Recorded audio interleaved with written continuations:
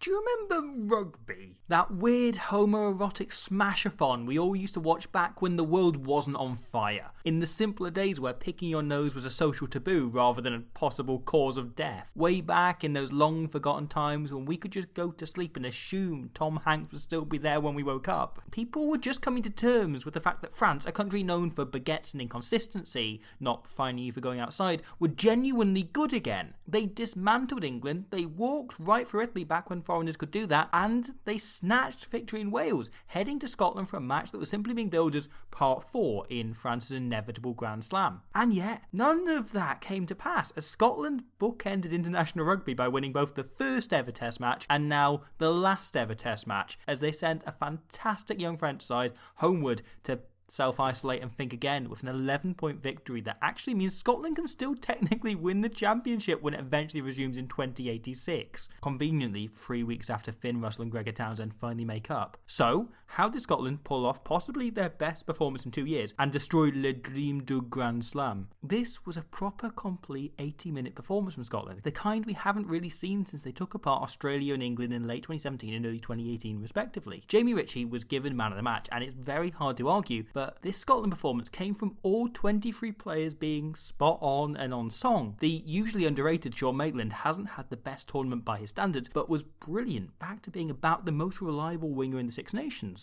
Chris Harris gets loads of stick for being about as flashy as a lead man wearing an all-black Mac with a broken zip, but organised the defence well and made the most of that lead arm with a couple of really helpful busts. He's not inspired much chatter, but Rory Sutherland has probably been the best prop in the championship this year, one of the players of the championship end of, and good as demolished the French scrum. Adam Hastings, once again, very composed and managed to show a Scottish 10 can be outstanding without having to stand out. Scott Cummings has had a quietly excellent tournament. Nick Haining has been plucked from not so much nowhere as everywhere to become the very image of a modern number 8. King Blairhorn and Sam Johnson have become so consistent that I don't even feel I have to mention them. And then, most importantly and impressively of all, here comes the money. Here comes the money. Money, money, money, money, money, money, money, money, money.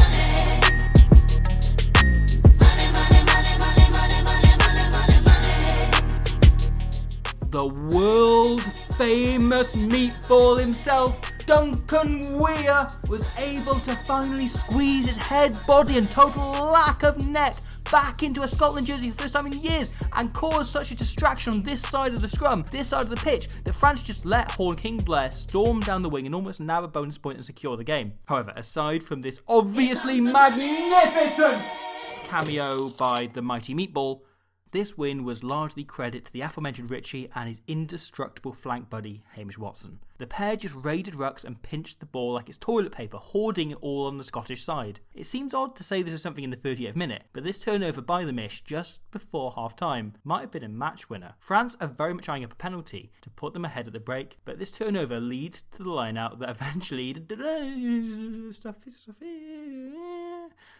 leads to Sean Maitland's first try, which I'll come back to later, but you've seen it now. There you is. It's very nice, isn't it? Good finish. The key debate for Scotland this championship has very much been industry v instinct, structure v skills. Do we favour Gregor Townsend's articulated game plan or Finn's fun throw it all about? But both of Maitland's tries showed that that should never be a debate, because if Scotland are to be at their best, the two must mesh together. Every player on the field has a clearly defined role as per Townsend's plan, and it's only when and because they were all performing theirs to a high enough standard that the likes of Hastings, Hogg and Blinkerhorn were able to show their style. And this was exactly where France went wrong. At this level, every player has and must have a designated job, and too many French players were falling short of what was needed or expected of them at key moments. Julien Marchand and Bernard Leroux continued their excellent workaholic tournaments. They were both fantastic all game, but around them the team was hit pretty hard by a devastating double blow, as injury ruled out both the uber calm class bot Roman Untermack and his beautiful hair. I have a theory about Roman Untermack. If he nails his first shot at goal, a la against England and Wales, he basically then just becomes Dan Carter. He's instantly the most flawlessly fabulous, fly half fathomable. It's like giving Mario a mushroom. It's not a night and day difference, but it's a little shot of balance and confidence that makes all the difference. But if he misses that shot, it's like Mario never got the mushroom. He continued through the level regardless. He can still complete it smoothly. He's still excellent, but there's a slightly more uncertain edge to him, a sense that he could be undone at any moment by any Goomba. And this showed as after missing that first shot on Sunday, he then knocked on his next touch and got injured in the process of regathering it, leaving France facing the prospect of 60 minutes of test rugby with the freshly bleached Matthew Jalibert at 10. Now, I've got a lot of time for Jalibert, and he's an incredibly talented player. Even just in this game, we got to see what a complete skill set he has, especially for a 21-year-old outside half on just his 4th cap. However, Jalibert always plays like he's on a permanent sugar rush, as though every time he's about to catch the ball, he necks a full tube of blue Smarties and is now off to enact whatever kind of mental shit he fancies doing today. Some elements of this energy really work for France. Jalibert has a fondness of starting deep, but taking the ball very flat. This is pretty standard for an outside back, but a fly half coming onto the ball with this much pace energizes the entire attack and forces a defence to engage and to watch him. Here, it allows him to come onto the ball at an angle rather than just straight ahead, meaning he can target and engage one defender in a way most fly halves can't, and it puts his support through this hole. However, it wasn't always this neat. Whereas France's third fly half, Louis Carbonel, is an unhinged little prick, doing mad shit mostly to piss off the opposition team, Jalibert is more like the beloved character Chev Chelios from the film Crank, starring Jason Statham. Objectively, incidentally, the best film ever made. Jalibert is doing mad shit because if he stops, even just for a moment, he'll die. The sugar in his system will cause him to crash. Carbonel might be uncapped, but he's just the right level of dickhead to just grab a rough game like this by the scruff of the neck and spit in its side to antagonise it. Jalibert instead saw a tight, tense test match as a glorified bouncy castle and just ran around dummying kicks and doing stupid grubbers like this. If you have a look here, loads of space on this side, but Jalibert calls it so Dupont doesn't even think. He just trusts his halfback partner, as you've got to at this level, and passes him the ball. There's nothing on, he tries his kick, it does not come off, and it blows the opportunity. Now, I'm a huge fan of Jalibert the player, but for me, Jalibert the Test Match 10 is still probably a few years short of starting. It's easy to point to some of the decision making, as I just have, in why France lost the game, but I think it's far more in his communication. I've talked before about how much of France's success is down to the sheer number of options they give Dupont, meaning a defence has to watch 5 or 6 men off each phase, and then the time that gives Untermac if the ball goes back to him. Dupont's job is to scan and select the option best suited for the situation. However, on Sunday, Dupont had fewer options available to him than in the toilet roll aisle in Tesco. Players were still roughly in position, but whereas here, Dupont could feasibly pass to any of them, against Scotland they're just kind of there, they're just about, they're not realistic options. So what changed? Just look at any random wide shot of France in possession over those first 3 games. Untermac didn't scream and shout, but he's always talking. He's directing where the forwards need to be, where his back should be, and setting up options that allow France to get the most out of Dupont. It's like Dupont chooses where they go, but Untermac is making sure the car has gas, a spare tyre, and other things that are now less valuable than baked beans. Jalibert, on the other hand, is still directing play, but it's less precise. The difference is small, but it makes a big difference. It's like Untermac is a Hong Kong Jackie Chan film, and Jalibert is an American Jackie Chan film. They're all basically the same thing, but there's an accuracy to Untermac's perfectionist work that you don't get in the slightly more slapdash, quickly put together Jalibert affair, and it leads to situations like this. Dupont looking left, looking right, getting just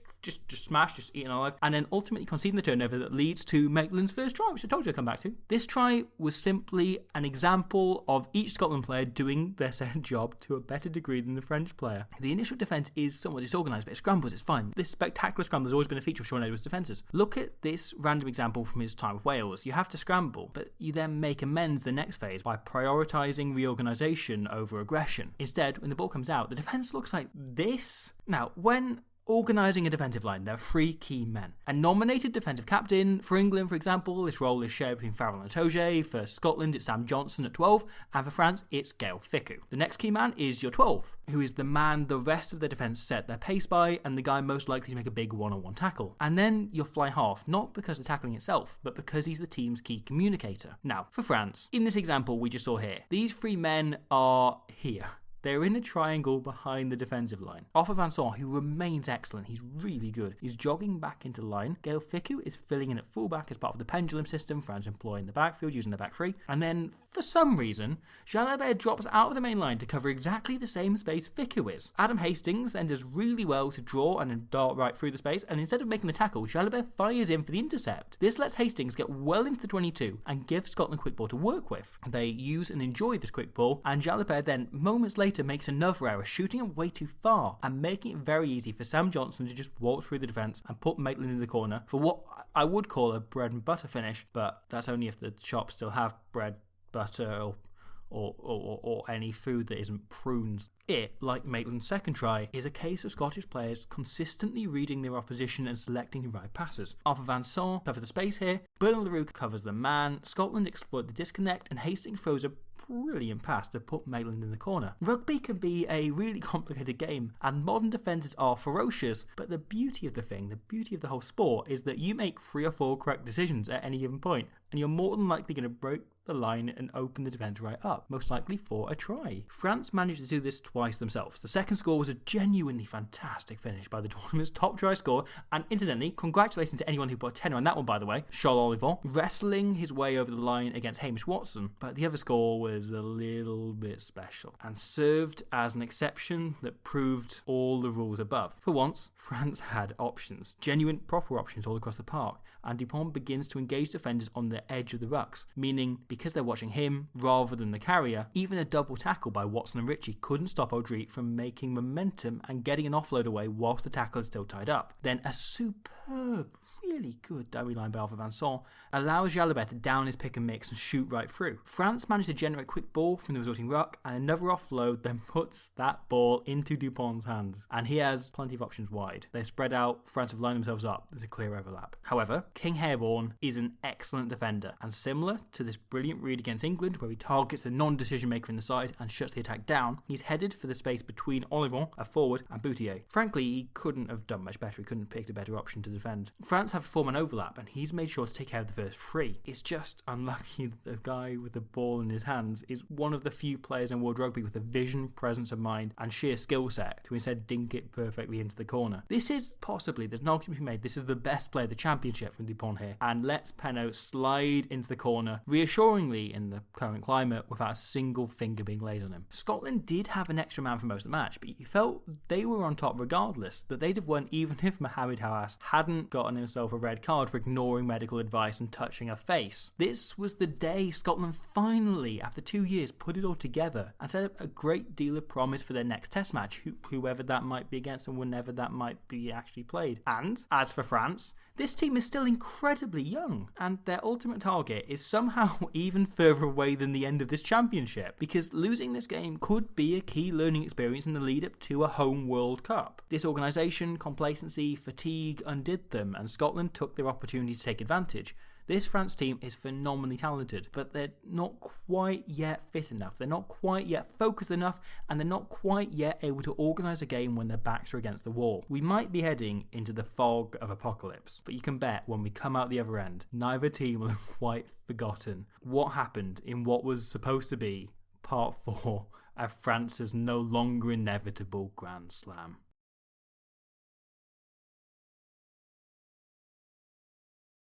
And that brings us to the end of the Six Nations, considerably sooner than we thought would happen. There is, if you are currently in self-isolation, if you're at home wanting something to pass the time, I've covered in that style every game from this year's Six Nations, plus many from last year, 40-odd games to the World Cup. There is a grand total of, I can tell you now, 20 hours, 50 minutes and 56 seconds worth of content on this channel. That does include the Crusaders video, which not many people know about, but if you Google Rugby Pass, Squidge Rugby, Crusaders, all of that, it will come up. You can watch it. It's just not on YouTube because Super Rugby don't like it being here. Beyond that, I just want to say all of that has been made possible by the people that support the channel on Patreon. And I want to say a huge thank you, because for the last year-ish, this has been my full-time job. This has been what I've done. And you guys have made it possible for me to do that, possible for me to cover games like this in style, because it's very time-consuming and takes a lot of my energy. And that's only been possible because of you guys. But I want to say that I recognise This is a really difficult time for a lot of people financially. I've had friends who don't know whether they'll be in work, whether they'll have another paycheck for the next month, 2 months, maybe even further down the line than that. There are lots of people who are having, small business runners, people who are self-employed, such as myself. I'm thankfully not under immediate threat because my stuff is essentially self-commissioned. And I will be still trying to make at least a video every week over this period, even when there is no rugby. Who knows what they'll be about, but I'm still going to try. But I want to say, if you do support the channel on Patreon, don't feel bad, don't hesitate if you're in a difficult financial spot right now to delete or lower the amount you're pledging. I would far rather know that all these people that made it possible for me to do what I do are okay and are safe and are not worried about where they're going to get their Kellogg's cornflakes from, other than the fact that you can't physically get them because they were sold out. Any Kellogg's product was sold out in both Sainsbury's and Tesco when I went around yesterday. It's absolutely ridiculous. But I don't want people to be worrying about money and yet still supporting me. So if that's the position you're in, please don't feel bad about cancelling it. Maybe you re-pledge as and when you can. I appreciate it enormously and I completely understand.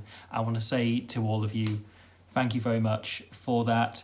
And just be excellent to each other. Just continue to look after yourself and everyone else. And I know you don't need me to say it, but thank you very much for watching. I'm going to try and keep some stuff going to keep you going. And thank you for what you've done. I'm going to stop rambling now and leave it there. Thank you. Diane, his mother kissing Gavin, in case you're wondering or worried.